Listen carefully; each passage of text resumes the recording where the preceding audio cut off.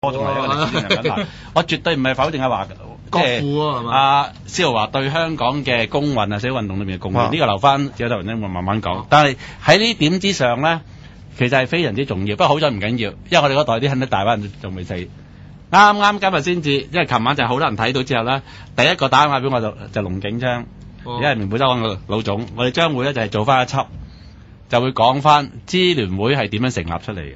嗱，呢個歷史非常之重要呢個。但係呢幾日裏邊，你睇報紙賣嗰啲嘢，明報嘅訪問嗰啲嘢咧，有關支聯會嘅成立咧，全部都係流料嚟嘅，係不盡不實。但會唔會民主潮？我話俾你聽係點樣做出嚟嘅咧？民主潮呢一份嘢咧，我有份參與，係主席添，出過3期嘅 copy 仲有，不過應該去加拿大，香港就冇，因為呢啲咁嘅資料咧就可以殺頭嘅，話俾你聽。的確咧就係當時嚟講咧。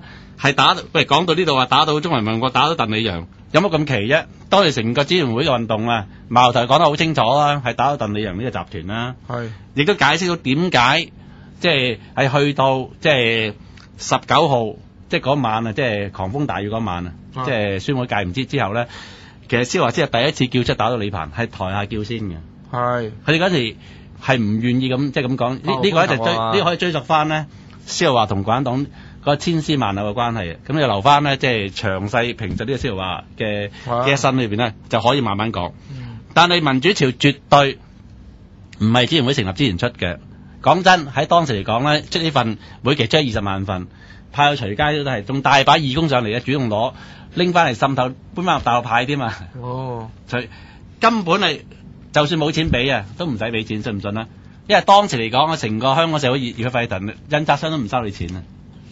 你唔使俾錢都得啊！係，所以變咗點解第一期係要出呢份民主潮啊？因為我哋嗰陣時喺大班度打工係 Capital 啊嘛。我最記得我89年1月1號喺大班度翻工嘅，去到4月出現呢件事，結果嗰幾個月咧，我哋全職搞664，唔使做嘢嘅，由朝到晚咧都係搞緊個運動。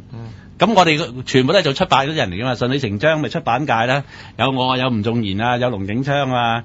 有當年喺新報做嘅 Gary Choi 啊，即係成班呢啲新聞界啲人咧，咪成立咗一個新聞界，即係因為當時嚟講，支聯會成立嗰陣就要組織做單位，就係新聞界支援呢個北京學生愛國民主運動嘅委員會，咁咪就喂，假如我哋自己最擅長嘅嘢做啦，咪即刻出份即係民主潮去支持呢個運動。但係喂，華叔一生人最大成就，即係後輩睇佢都係呢個支聯會。後來就係出咗3期之後咧，嗰陣時已經越過咗6·4啦，即係成個運動，特別係6月7號之後咧，即係已經收咗之後咧，咁當時嚟講，即係而家睇翻嘅日子，真正選出嘅委員會係6月11號啊。之後嚟講，即係已經係施浩華已經係壟斷咗成個支聯會個架構啦，咁啊梗係唔同佢玩啦，同埋嗰陣時已經係。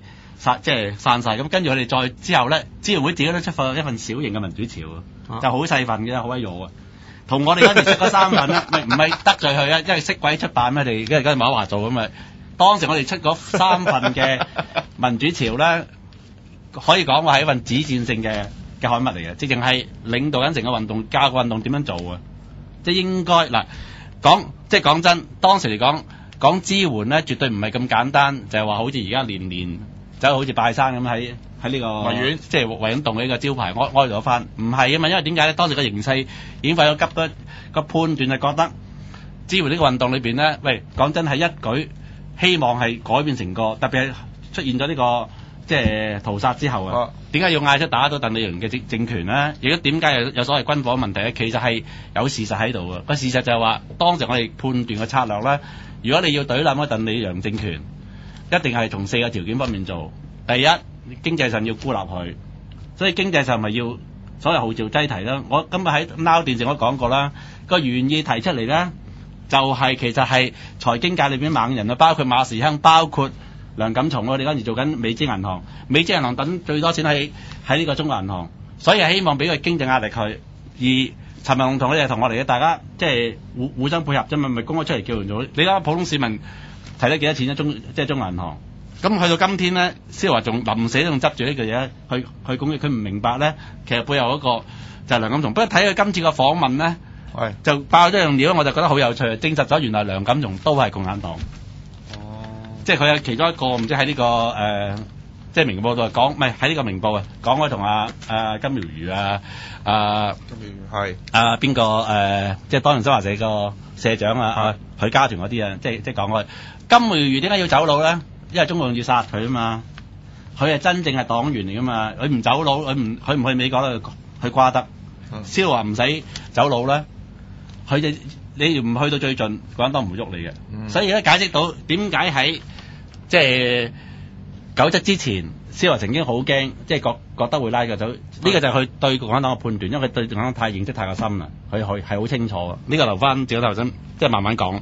但係就呢度嚟講，解釋咗當時點解策略經濟上要擠提，即係俾壓力佢；外交上號召全世界所有嘅領事館調轉槍頭。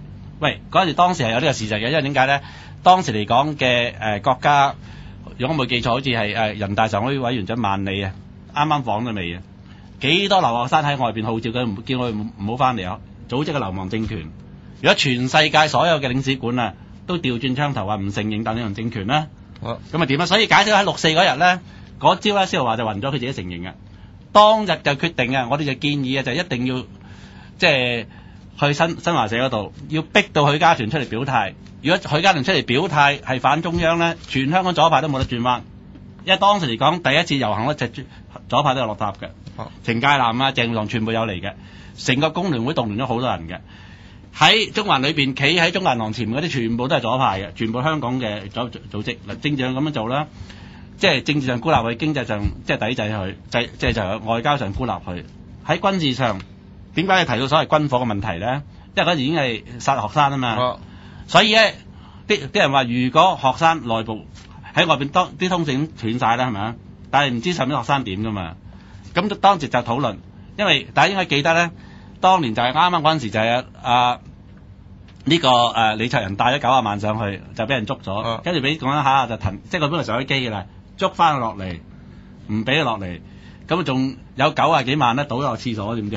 倒咗落廁所啊！啲腳軟得滯啊，佢驚落唔到嚟啊！咁當時咧就拗就話，如果啲學生喺上邊為咗抗暴，即係武力鬥爭。咁我哋係咪即係我哋捐嘅錢支唔支援佢啊？唔會因為武力鬥爭唔俾佢啦。咁拗緊呢樣嘢，呢個就係所謂買軍火，所以有人提議買軍火，純粹一個理論上嘅辯論啫嘛。個辯論就話：喂，講真係喎，如果真係搞暴力鬥爭，你又支援北京，你話你自己支援北京愛國學生即係運動，佢哋要求攞啲錢嚟買軍火，唔通你唔俾佢買？即係純粹係咁樣拗啫嘛。咁但係我都講過啦，即係當年嗰個最激進嗰的確係唔中意，所以就想6.4之後咧就號召咧香港去搞個起義運動，即係淨係真係反中央嘅啫。起義運動認晒警力。咁但係我就同佢講話，辛亥革命如果搞個起義運動咧，係得我同你會參加，冇人會參加，因為去唔到呢個水平啊，明唔明啊？咁結果咪喺嗰個會議裏邊咧，啱啱嗱有一個人可以做證，呢個人呢個世界就好細嘅，嗰個人就叫游淑儀。做過呢個明報嘅記者，後來大家知好多人識佢，點識佢咧？就係曾蔭權出嚟選特首嗰陣時候咧，佢係走去幫曾蔭權做 campaign manager， 即係做公關嘅。當年咧佢就啱啱佢係記者，佢就6月5號嗰晚走咗落嚟啦。因為講翻上面嘅情況，非常之有感染力，一時之間咪大家，因為當大家建議提嗰陣時話，我哋唔需要即係買軍火，軍事上就打唔到翻去啦，但係我哋可以號召解放軍調轉槍頭啊嘛。調轉解放軍號召因為點解咧？喺期間裏邊曾經出現過咧，有傳過話27軍同32軍打內戰，係星島晚報啦。司徒華自己應該記得㗎，因為點解咧？星島晚報好多喺21同28號之間咧，嗰兩個禮拜三咧係試過一次喺遮打公園同埋維園咧有10萬人集會嘅。當時嚟講，明報出過有李鵬中槍啊，傳到好亂，話會打內戰。蕭華都嗌過我哋嗌過口號反對內戰嘅，知唔知啊？嗌過反對內戰，佢完全唔提呢啲，所以。蕭華呢個回憶錄特別關於6.4部分係非常之重要。而家唔緊要啦，佢唔寫都唔緊，即係唔理佢邊個寫啦，即係我哋自己會組織啲人寫翻呢段歷史出嚟，呢個好重要。但係你講，因為對呢個歷史嘅正確嗰個，而家唔係話邊個唔係邀唔邀功嘅問題，而係歷史嘅真相係非常之重要。唔係，我就話你而家講嗰啲以上嗰啲名人咧，會唔會作有好多人在喺度？唔係我知係喺度啊，但係會唔會喺度咧？係我知，但係會唔會講真話啊？唔會講真話。啲人可能唔會講真話，但係唔夠膽講大話。咁但係你知啦，啱先，因為你支聯會有啲人唔會咁即係講大話㗎。即係華叔嘅最大嘅，即係你全面我相信佢唔會講大話。唔係，即係我同你講就係華叔嘅最大嘅，即係嗰個資產就係支聯會啊嘛。如果你咁樣踢一踢爆佢，都好大鑊㗎嘛。即係我哋為咗歷史唔理㗎啦，即係。